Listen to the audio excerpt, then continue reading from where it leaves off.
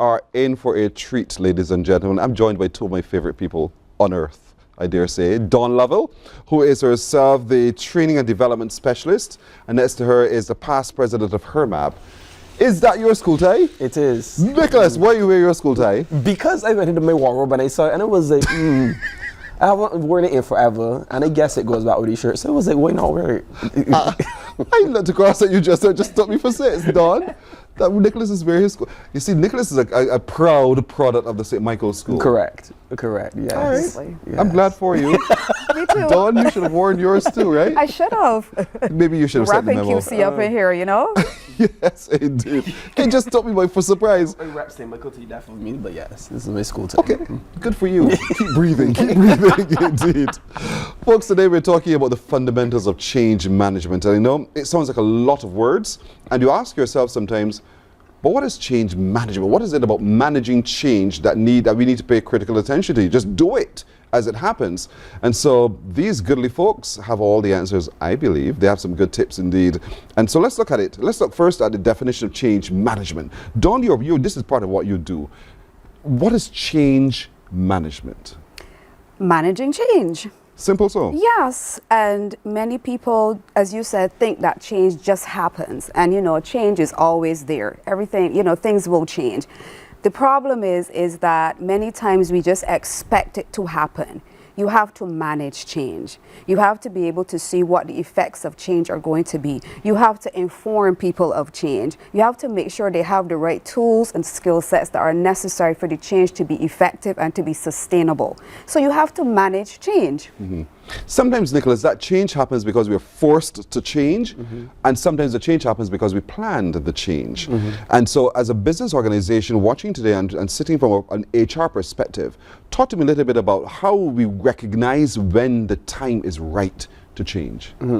I think there's a quote that the only thing constant in life is change. And far too often, organizations forget people when it comes to change management. And the change management, at the heart of change management, is people. Usually when organizations are going through change, whether voluntary or involuntary, they think about the process, they think about systems, they think about how we can make the organization better. The organization is a sum of its parts, and the sum of its parts are its people. And you have to bring the people along the journey. So to Dawn's point, people need to be aware of the change. They need to have a desire for the change. And if they don't have a desire for the change, how do you create that desire within the environment, within the organization? They need to have the knowledge and the tools to get ready for the change. They have to have the ability to adapt to the change that has been thrusted upon them. And the change has to be reinforced. So it's not a situation where change happens within the organization. You prepare your people for change, and a year or a month down the line you forget about it and you think that it sticks. No, it is something that is iterative, it is something that is cyclical. You need to stick with it, you need to reinforce the change within the organization, or people will revert to what they know or what they feel comfortable with. So the big part about change management is reinforcement. When you go through what I described is called the HRMAB model, and there are many different models that are used with change management, but we within the Caribbean and the wider world use the ProSci model, which is the HRMAB model. And once again, if you don't reinforce the change throughout the HRMAB model, the change will not stick and it will not be sustainable within an organization. I heard, what is the model called? ADKAR, the acronym is ADKAR. Got you. Yeah. The ADKAR. So for a lot of organizations, that might very well be the first time they've heard about this. And so this is a model that can help you manage your change and understand why change is so critical, because if you don't change, sometimes your business will close. Correct. If you don't change, it might not close, but you will see yourself in some very rocky times. So sometimes the change is thrust upon you, and sometimes you just think simply for survival mode, and because you really have a lofty goal you're trying to achieve, change is critical now. But people have to be brought along with the whole process. And so it starts with, to my mind, Dawn, first defining what that change is and will look like. The outcome, if you don't have that vision, you're lost. Yes, and that's why this framework is so very important, as Nicholas alluded to. Awareness. So there must be awareness, first of all, that change is necessary. That's very important, and I always talk to people about communicating. Communication is such a big part of any successful relationship organization. If you do not communicate the necessity for change, if you do not communicate the benefits as well, because people want to know, how is this going to help me? Because I've been comfortable doing what I've been doing. I've been getting my paycheck. I'm okay. You know, if this changes now, how does this impact me? How does it impact my team, the work that I'm doing? And they need to understand that. So you need the buy-in of those people, and you need to be able to communicate what is going to be that improvement. What is it going to look like? So you need to give that vision to those people. You need to communicate it. And then once you get their buy-in, then it's easier. You know, it's not necessarily easy, but it's a little easier for them now to actually accept that we do need to change this or that, this system, this process, whatever is necessary for this organization and for us as a team. Because again, it's not just the organization are the people. So for us, this elevates us, this improves what we're doing. You know, this helps you get more money, this, you know, all these different things. So you have to be able to communicate it in a way that's relatable to them and what they're doing. She's all bread. Stop reading my mind. Because, you know, what we often tend to do, I think, is talk at. We have to change. Team, we have to change. Team, this is what's going on. We must change.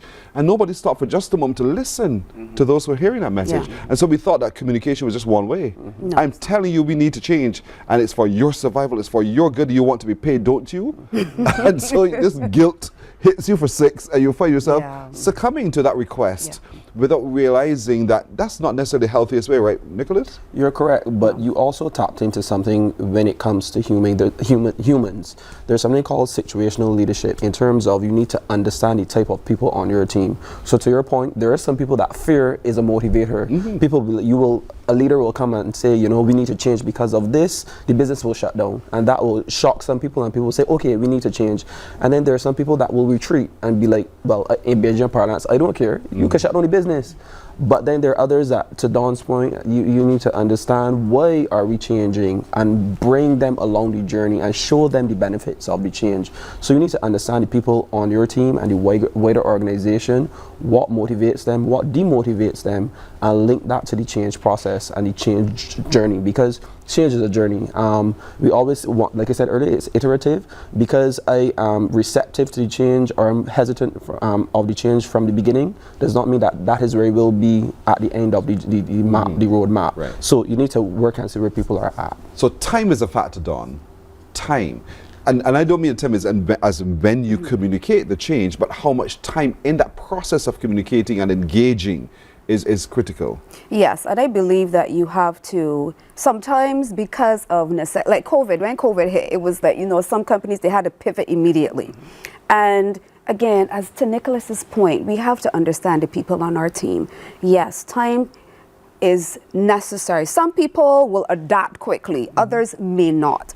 Are you willing to give grace to allow those people to, you know, gradually come into that change? So you have to know your team. Communication, Pearson, communication is so very important, because if I say to Nicholas, okay, and I know Nicholas is one that, you know, immediately he's going to grab hold of this because he sees the benefits and he's good. Yes. But you, Pearson, I may need to give a little more hand holding. And many people say, you know, well, I don't have time to hold hands and organize it. We got work to do. Think hard about people. Maybe I can pair you with him, because maybe you might have that way that he can relate to you to help you along that process. So we have to be able to look at this.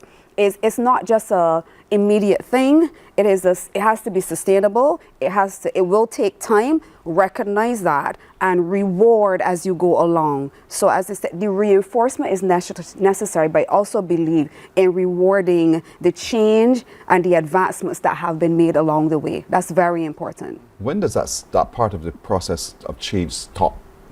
Because I can be communicating till the very end, or should I at some point say, all right, as of the 15th of June, you should have it, or else? Can I also take that position, Nicholas, as a leader? You can. You can. And to Dawn's point, going back to come forward, there's something called a change agent. So you use people within your organization that are ready for the change, receptive to the change, to bring along those people that are not receptive to it. Sometimes we call them change agents or change evangelists. But to your point, sometimes in organizations we need to make difficult decisions that there are some people, no matter how many times you communicate with them, how much information you give them, how much time you give them to come along, they're never going to come along with you. And you said, you know, this is the direction the organization is going in. You need to come with us because of XYZ, but they just don't want to. And sometimes, unfortunately, you have to leave those people behind. That is the reality of the situation. So you within your organization and you as a leader and business leaders need to understand you have to give people the grace and time, like Don said.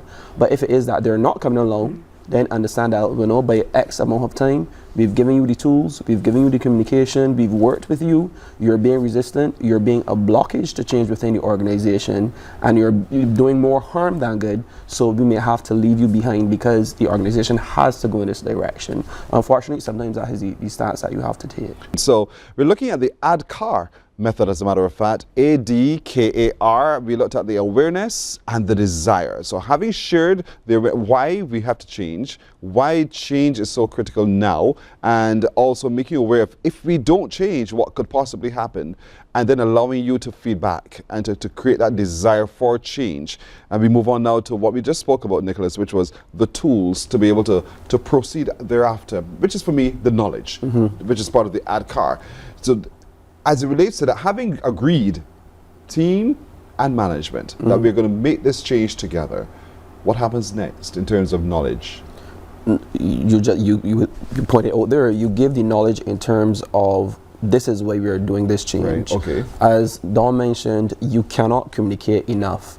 Sometimes in organizations, you have to meet people, not sometimes, all of the time, you need to meet people where they're at.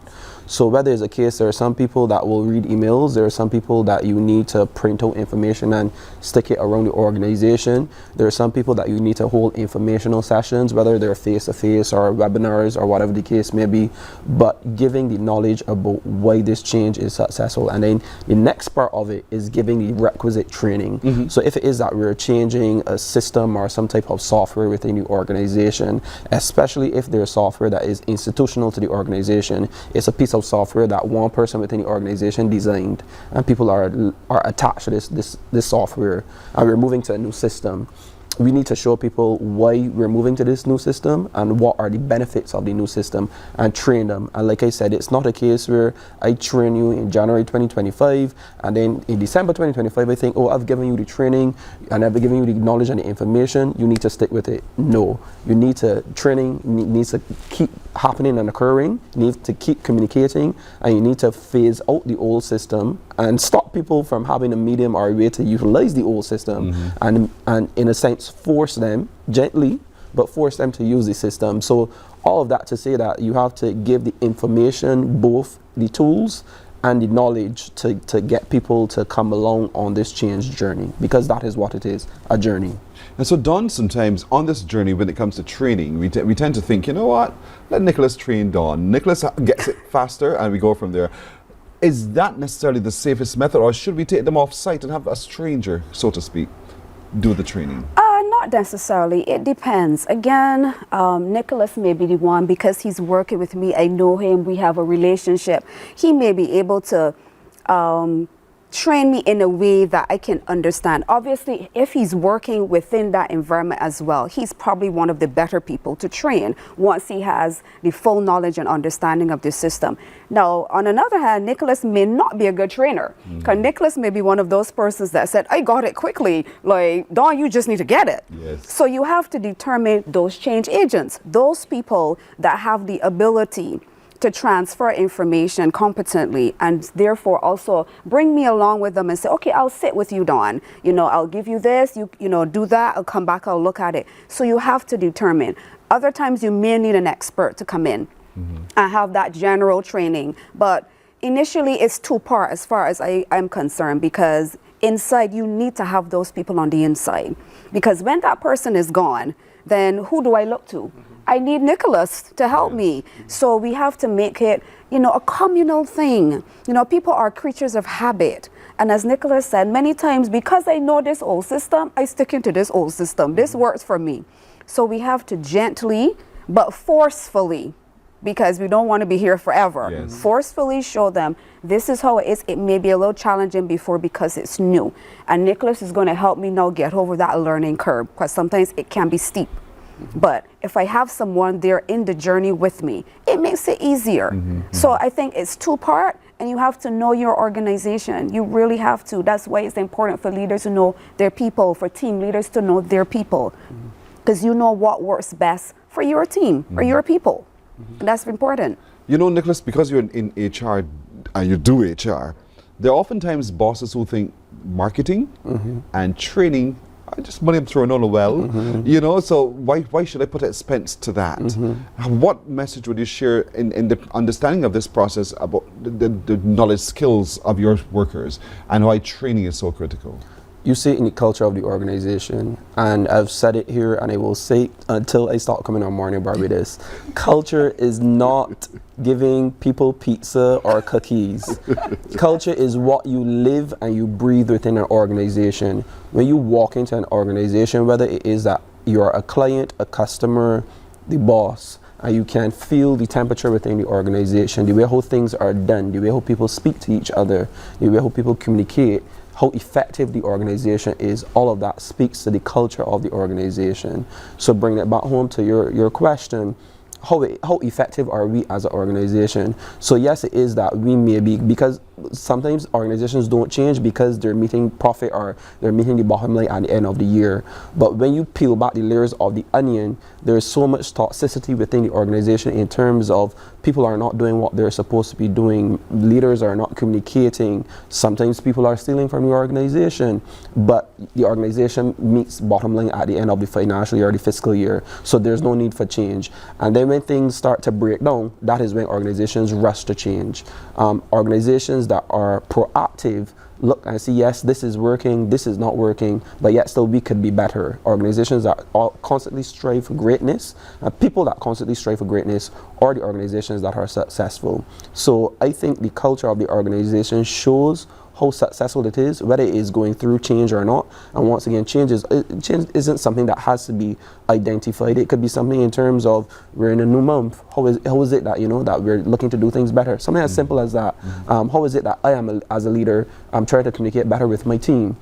Those are simple things in terms of change, and how am I managing them on a day-to-day to month-to-month basis? So I think the culture within the organization shows how successful it is at meeting change management or doing change management, and also in terms of meeting the needs or the business mandate. Because you're making profit at the end of the year does not necessarily mean that you're a successful business. You may be a financially viable business, but it does not mean that you're a business that is working optimally. Remember, folks, it's a cycle, because having the awareness and the desire and the knowledge, training, through training as well, training doesn't end there. There's follow-up, there's renewal of the training, there are all sorts of things. So it doesn't say, okay, I've sent you in the month of June to training, you had it. That's the end of it. I expect, therefore, you're geniuses for the rest of your life. Sometimes you just need to retool and refresh, that kind of thing, one. And two, you need to monitor, because having spent the money for the training and to see the change in my business happen, and I'm not getting the returns quite the way I thought it ought to have been, that in itself can daunt the success of a company. So all that's important. What's the A for in ADKAR? Awareness. Awareness. And how does that fit into change management? Awareness of what? Awareness, bringing awareness that this is why we're changing, this is why we need to change. So awareness is the very first step in so we're on to the second. K. Okay. Come on, man, you're spelling ability. Ability. So Good. Ability is having the tools and the knowledge. Okay. Yeah, so the tools and knowledge is part of the training. Right. So yeah, so I've given you the knowledge, but now you have the ability to get ready for the change. And once again, having the ability does not necessarily mean that you are ready or for the change, but it means that we've given you the tools up until this point. So we're easing you into the process in terms of we've given you training, we've given you the information, this is what you need to do in order for this change to be successful, and by extension the business or the organization or the team to be successful. Yeah. You've got to walk the floor, folks. You've got to walk the floor just to check in, check in. And R? Reinforcement. Reinforcement. From who? By who? Everyone. Everyone. Everyone. And this is why, you see what I like, Nicholas? This is why I like you too, person. Bless you. Because training, back to training, is so important. Training, it has to be reinforced. That information, that knowledge, that awareness, that communication, all of these tools and everything you've given them, now you need to reinforce. Again, people are creatures of habit. So we need to be able to see how effective is this right now, after we've done all we need to do, how effective is this? And we also need that reinforcement first from the top, from leaders right down. Okay, we're reinforcing this, not meaning I'm coming over you now, I've given you everything that you need, so let's make sure this happens. No. How is this working? Let's start to measure, put some markers in place. This is how I know that this is actually, we have some markers. This is how I know this is happening. This is where the effects that I'm seeing. These are the things I expect to see by this particular time. And you use those markers and you continue to reinforce. It's like a child, when they're trying to walk, they're learning their ABCs, they go to school, they don't come home the first day and we're like, yes, mommy, I know A to Z. No, it's not. You teach that child over time. Eventually, it becomes a part of them. At this age, I sure we don't need nobody to tell us our ABCs, do we? We can repeat it because... What comes after Z? Just kidding. Go ahead. They're always trying to throw me a curveball. But reinforcement for any and everything in life. If you do not reinforce, then what you used to do will become just a part of you that you used to do. You will revert back because it's like a default system. So this has to become your new default. And for that to happen, reinforcement must happen from the top right down. Does recognition play a role in this R as well in terms of reinforcement? I believe so. Definitely. I believe so.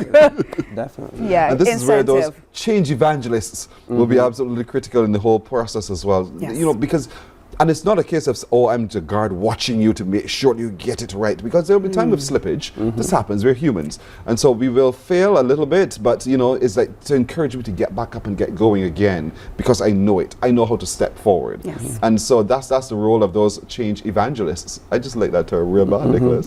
Those change makers, those change evangelists in each organization who will help the other person become better and better at what they're doing, because the change is absolutely important. Now, we've taken the time to break this down in the way that we have, because there's something happening, Nicholas, through HRMAB. Yes, so one of our past presidents, Ambassador Joan Underwood, one of your favorite people, she's hosting a session on change management. As you know, Joan is a boss when it comes to talent management and organizational development. Yes. So she's holding a webinar next week on the 19th. The 19th. Monday. So if you need more information, you can log on to our website, www.hrmab.org.bb, and you can register. The early bird fee has ended, but yes, but if you log on, if anything, you can see the price there, and you will be able to register for this session. It will be an hour and a half via Zoom, and if anything, we will record it for persons that can't access it, and it will be available at a fee during dissemination if you can't join. But it will be an informative session, and it will give you more in-depth information in terms of everything that we've covered here. Joan will go through all elements of the ADCAR model.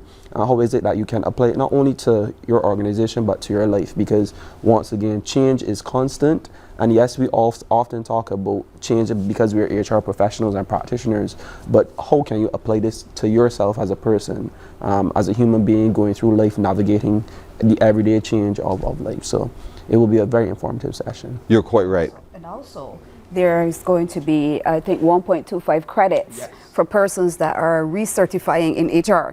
So there's that available, and it's a nominal fee. Nominal fee. So I encourage everybody to take advantage of this. It's going to be fantastic. HRMAB.org.bb, HRMAB.org.bb. I know when I say it like that, it just sounds strange in your ears, right? HRMAB.org.bb. Log in, log on. And Nicholas hit the point, you know, and that's why I love these sessions so much, because I take the processes and I apply it to myself, my everyday interaction.